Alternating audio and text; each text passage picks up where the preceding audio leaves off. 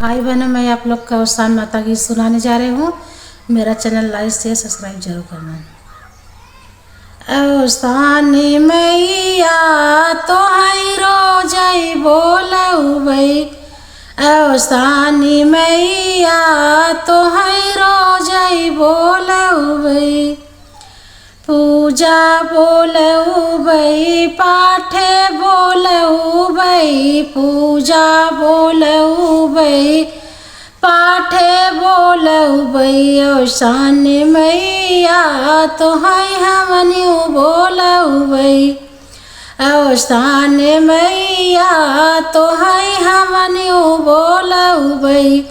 उस्तानी मैया तो हई रोजई बोलउबई, उस्तानी मैया तो हई रोजई बोलउबई।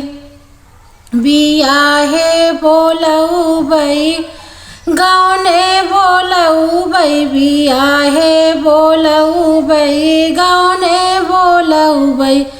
उस्तानी मैया तो हई मौरियो बोलउबई, उस्तानी मैया तो हई रोजई बोलउबई, उस्तानी मैया तो हई रोजई बोलउबई।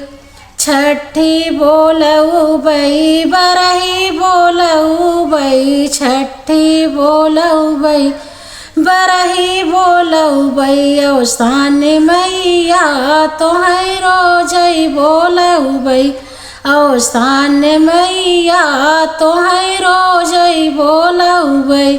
भाई बहनों, मेरा चैनल लाइक शेयर सब्सक्राइब जरूर करना है।